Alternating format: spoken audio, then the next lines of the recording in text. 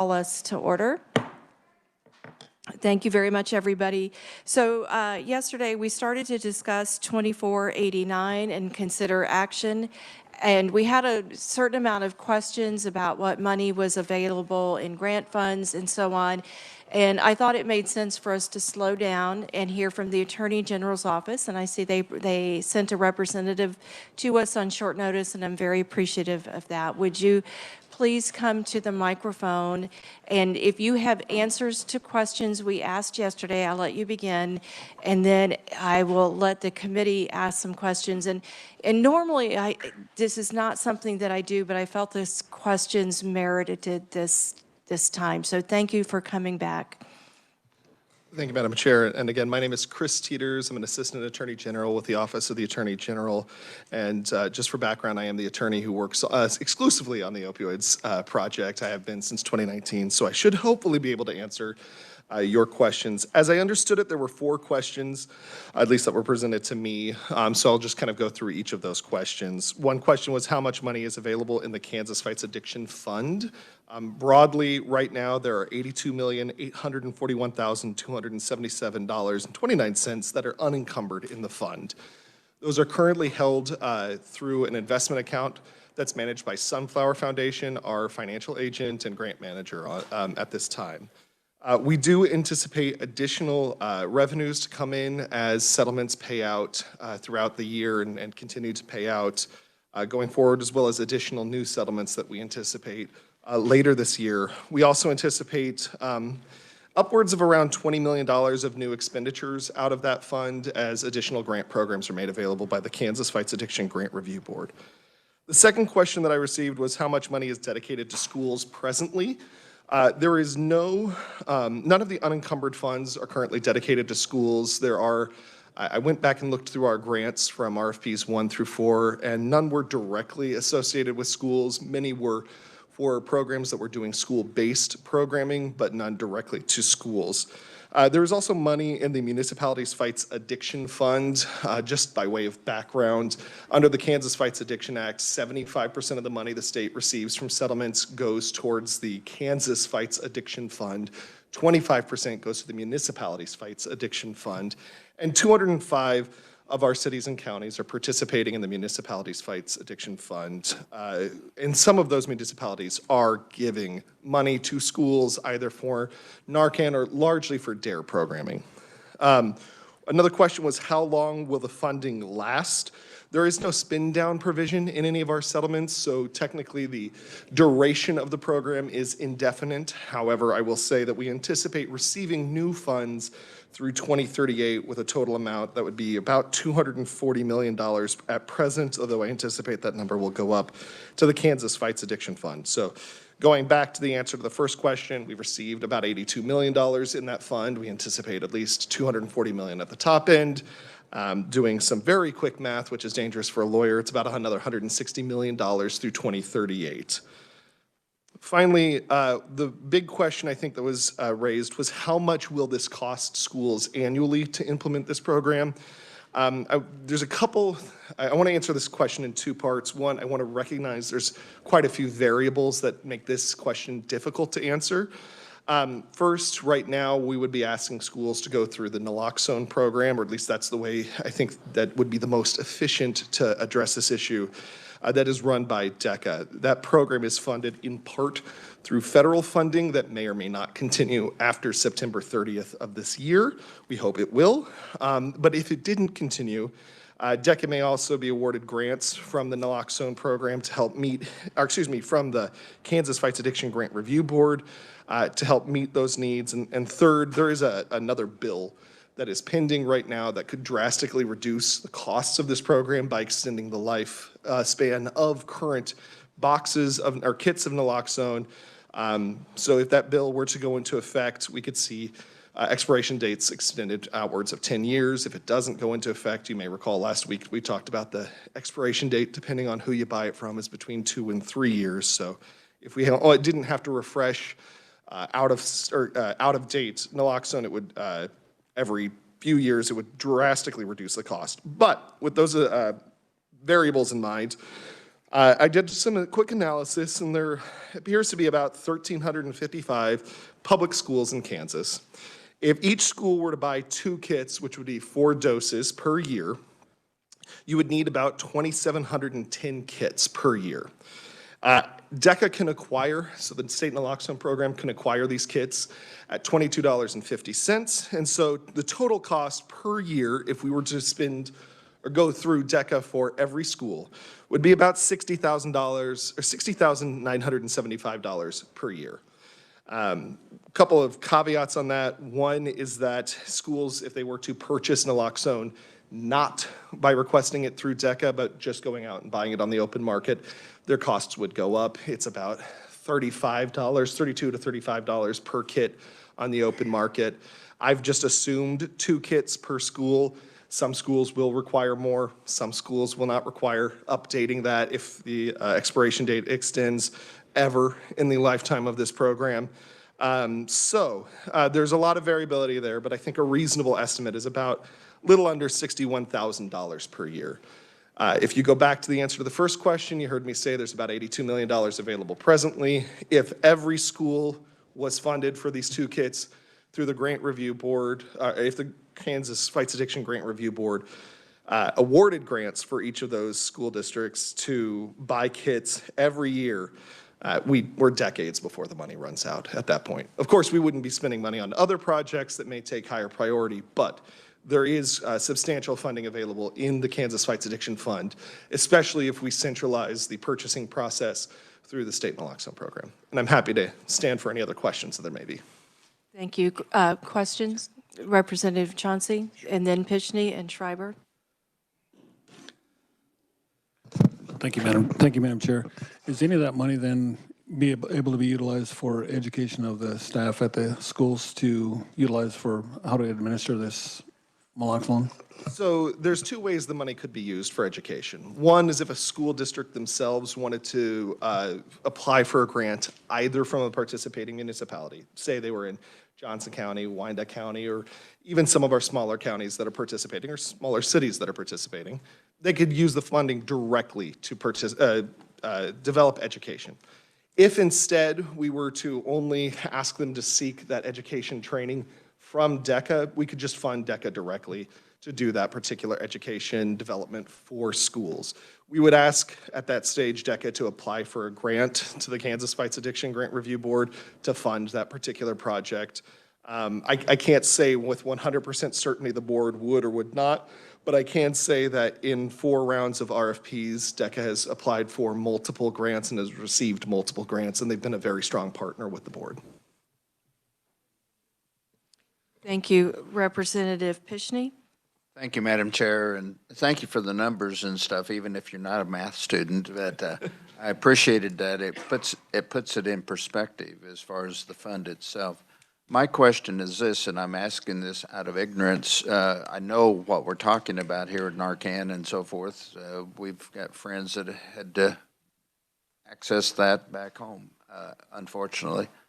But how are we getting the word out about the overall fund, about the grant process and so forth? Is it just going to schools? Is it going to the wider community? How are people supposed to know about the possibility of grants and the fund itself? Certainly, there's a few ways we've done in the last few years to educate the state writ large about the grant program. One of them is simply by developing a very simple mailing list. Folks, if they want to get information from us, we add them to the mailing list. They get to find out about grants every single time they're available. Our meetings are public. We meet in this building on the second Friday of the month. You are all welcome to attend. But our meetings are public. We also do a lot of public outreach through organizations that are community-based, right?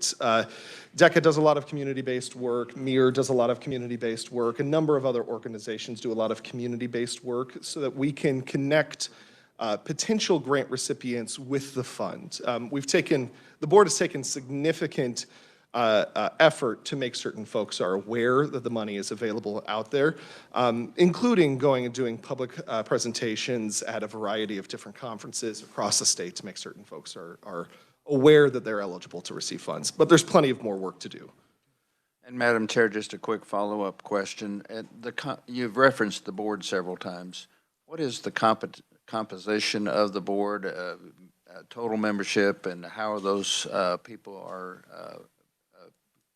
brought in as a member? Certainly. There are 11 members under the Kansas Fights Addiction Act of the Grant Review Board. Most of them are subject matter experts. The statute requires them to be subject matter experts in recovery, treatment, abatement, harm reduction, various kind of fields that are in the substance use disorder space. But generally, they're appointed at the pleasure of a variety of different political or otherwise interested organizations that are named in the statute. So for instance, one member is appointed by the AG, one member is appointed by the governor, one member is appointed by each the speaker and minority leader, the president of the Senate, and the minority leader in the Senate. Then there's a member appointed by the organization that supports prosecutors in the state, one by the Behavioral Health Board, the Kansas Association of Counties, the League of Municipalities, and I know I am forgetting at least one member's appointing authority, but there are generally a variety of different organizations appoint membership to the board.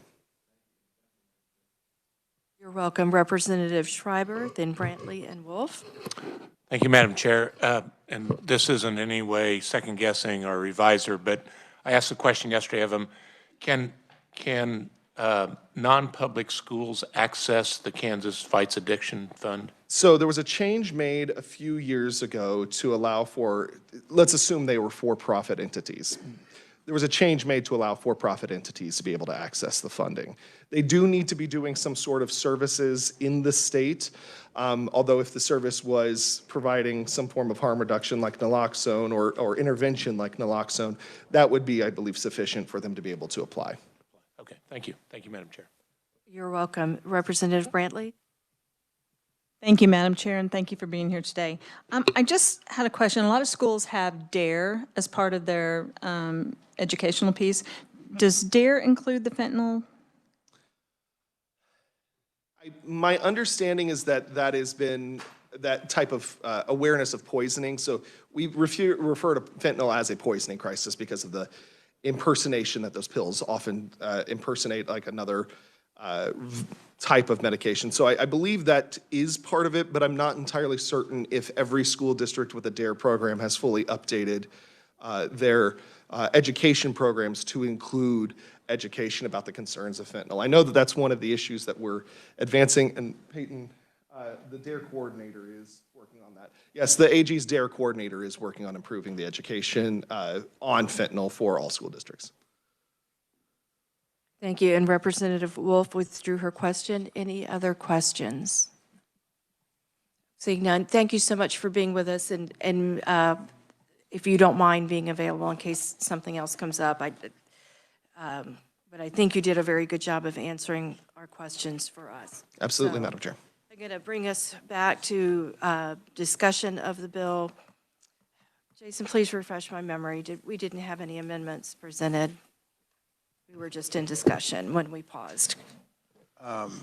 Yes, Madam Chair, 2 amendments have been offered and adopted on House Bill 2489, but no question was before the body when you paused discussion. Okay, very good. Then I'll resume there with if there are any amendments that anybody would like to bring forward. Representative Schreiber. Thank you, Madam Chair, and I think Jason has an amendment he'll be passing out. This is what I conceptually discussed yesterday afternoon about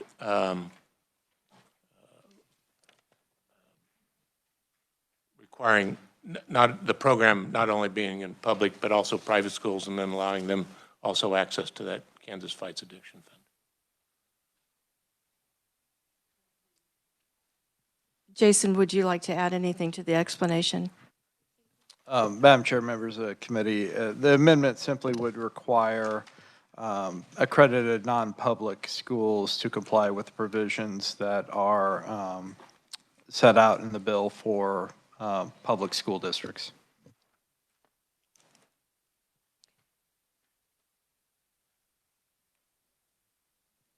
Is there a second to the amendment by Representative Stogsdill?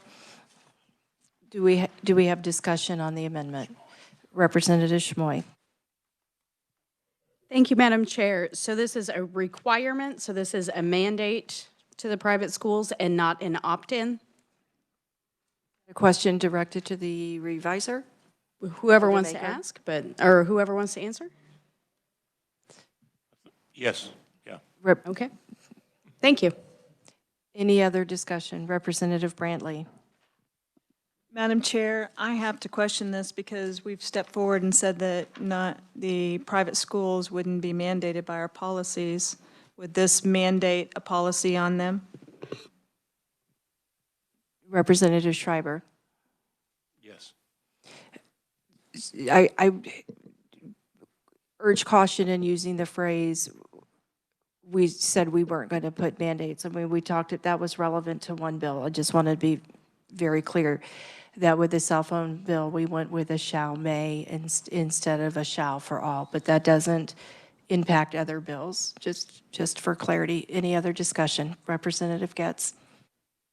Thank you, Madam Chair. On accessing the funding, just clarity from the testimony that we just heard, did we hear that these private schools, I heard that if they are for profit, they would be able to access those funds. But is that for what private schools would that not apply to, and what private schools would that apply to if we are making this mandatory, and then if the funding is available to them? That might be for Assistant Attorney General. Please, thank you for staying. We knew we needed you. I'm perfectly happy to answer questions as long as you have questions. Representative, the point of the for-profit was to say that it was expansive. Not-for-profit schools would already be captured by the statute. So both for-profit and not-for-profit private schools would be captured by that number. One thing, if you are to include private schools, the number would go up to about 2,200 schools, and the per year total would be about $100,000, still within the scope of what the fund would have available. Thank you. Further discussion?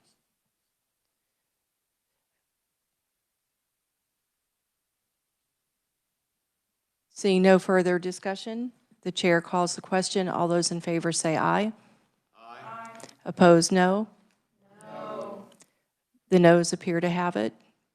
The noes do have it. I say request for recorded vote from Representative Featherston, Stogstill, Boatman, and Ballard and Ruiz. Thank you. Any other amendments? Okay, then we are back on discussion on the bill. Anybody have anything they'd like to discuss about the underlying bill? Representative Getz. Could I just get a recap on the amendments that happened yesterday and where the bill stands that we're possibly voting on here in just a minute? Just a refresher from Jason. Revisor Long, please proceed. Madam Chair, members of the committee, amendment was adopted and on page 1 and line 23 to include local health departments as entities that a school district may work in cooperation with to deliver such programs. And then an amendment was adopted to strike all of section 3 so that no amendments were made to the Kansas Fights Addiction Fund statute 75-777. It would remain in law as it currently exists, and school districts would use the current grant application and funding provisions that are provided under that act. Does that help you? Thank you.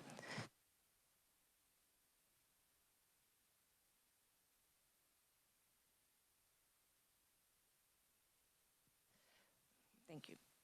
Any other discussion on the bill? Thank you, Representative Ballard.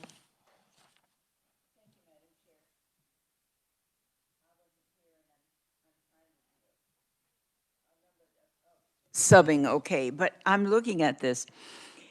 I understand the person just presented, but this seems to me, having served on the school board for 8 years, that this is putting an awful lot of responsibility on the school, the principal of the building, and the teachers as well. And of course, they're going to have to be trained maybe to do this, because you say requiring school districts to provide fentanyl abuse education, mandating school districts to maintain a supply of naloxone.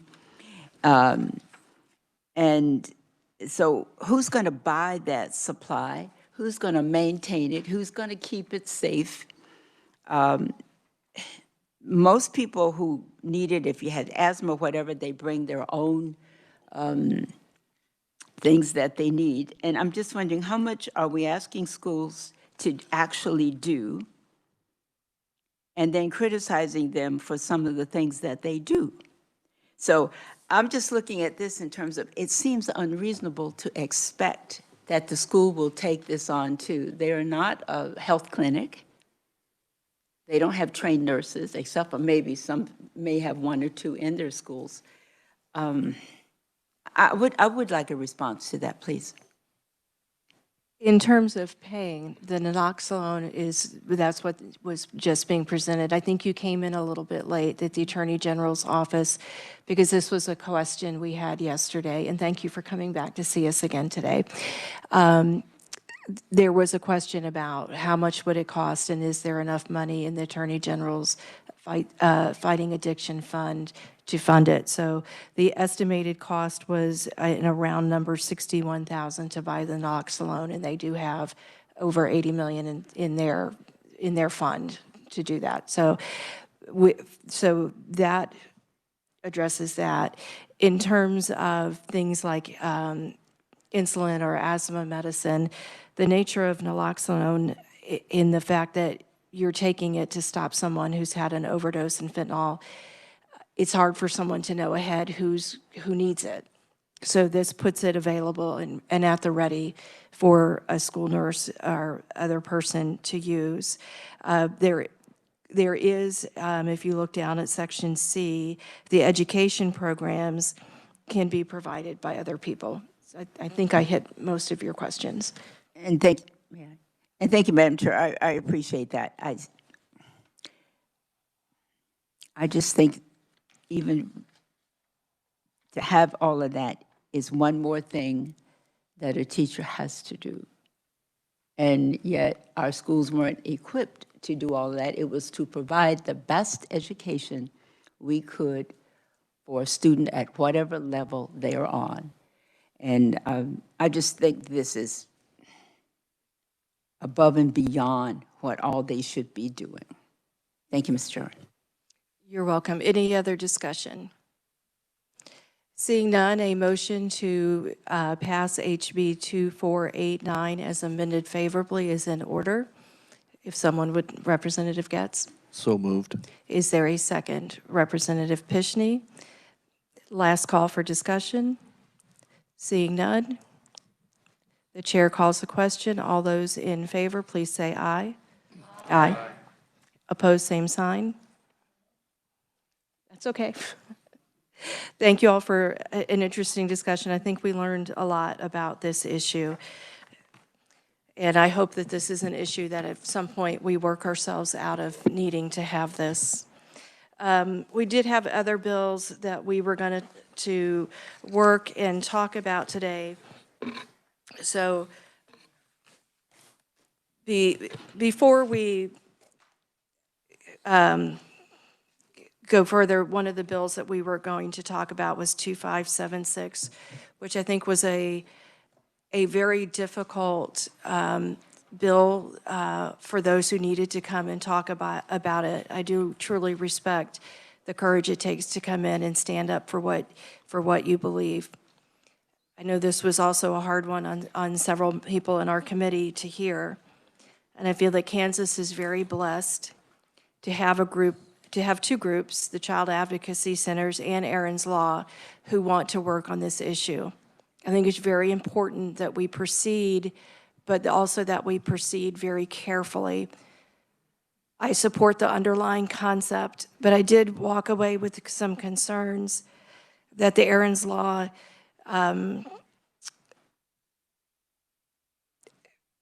materials are not done being peer researched or accredited. I do understand and acknowledge that they are in the process. And I also acknowledge that all of the concerns that were raised were ones that the representatives of Aaron's Law said they would also agree to amendments on. My fear is, and I would like us to all continue to work together to where I think this bill is trying to take us. This is not a no, never. For me, this is I don't think we're there, but I have some ideas on how I think we can get there. In visiting with a lot of different people and organizations about what would it take for us to go statewide, funding was a huge issue. Another issue was getting the people trained and getting them out. So I did look into some of the training that's gone on, and I'm pleased and excited to see that Sunflower House is training a large number of people each year. And I do believe that child advocacy centers are trying to get to the same place that Aaron's Law is trying to take us. But funding remains an issue for both organizations. We did, and so far, and the budget has not been adopted, and anything can change at any time. But there is extra money that are additional monies through both the Senate and the House Appropriation Committees that have been given to Child Advocacy Center, because as they are going out, they had a 152% increase in prevention education last year. The importance of that education was very much evidenced that there was a 30% increase in the number of forensic interviews they needed to do. That tells us absolutely that this is important and this must happen. It also tells us that if we want the people who do this to be held accountable and protect the cases, we do need to make sure that we use interviews that are done forensically, and the level of training that I think that we need to see to make sure that disclosures are handled properly is also very important. So I feel like right now we are not ready to do this, but I will say this, we are looking at places where we can find additional money. I have an idea that was shared with me that maybe we could do a proviso that would help the Child Advocacy Center be able to afford. They have places who would like to expand. They have 7 centers that are getting ready to go through the Sunflower House training for trainers. I think we need to get the money to make sure that we can do this and do this well. And next year, what I suggest for both organizations is coming to the House Committee on K through 12 Ed budget and get in there at front, because I think this needs to work, but we need to do it in a way that is feasible and sustainable. And Chairman Guest, I didn't warn you that I was going to send people your way, but I know your committee, and I think your committee would find this work to be very careful.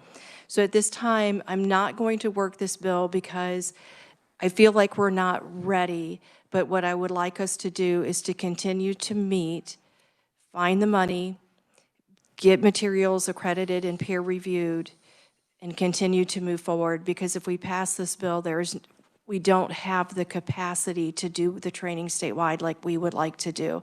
So again, this is not a never. This is a let's keep moving, but we're not quite there yet. So,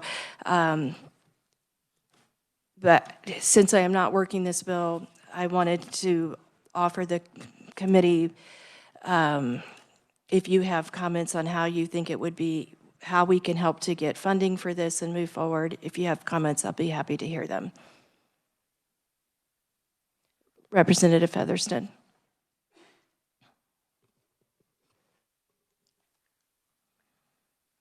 I think I just want to say, first of all, I'm profoundly sorry to the people who came that we can't manage to take any action on this bill. I would be very curious to know what was done since the hearing to try to work out the issues and why those issues were insurmountable at this time. I would also be curious to know why we couldn't even do some kind of partial implementation as we continue work on more widespread materials and funding. I think that's all I have to say. What's been done in the meanwhile is to try to find sources to help things go out. When I considered the amendments that were suggested and the indication that those were important, the current form of Aaron's Law materials are not accredited and peer-reviewed. But in the meanwhile, child advocacy centers are, and I think that I want to take a shot at getting them more money so they can expand out, because I know that that is a priority there. So it's not we're not trying to do something. I think getting the money to be able to do it, I think there's a strong desire from everybody for us to handle this. Any other discussion? Seeing none, I'm going to move along. And just a moment, please.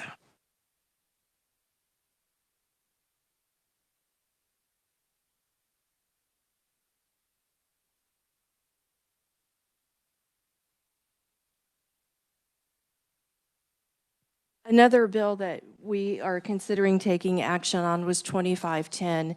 There are people who are stakeholders in this issue who are asking for more time to find some compromises. I'd like to give them more time before I take action. So it is quite possible we will take action or not take action on that bill at a future time, but I wanted to give folks time to work on any amendments or compromises that they would like to find.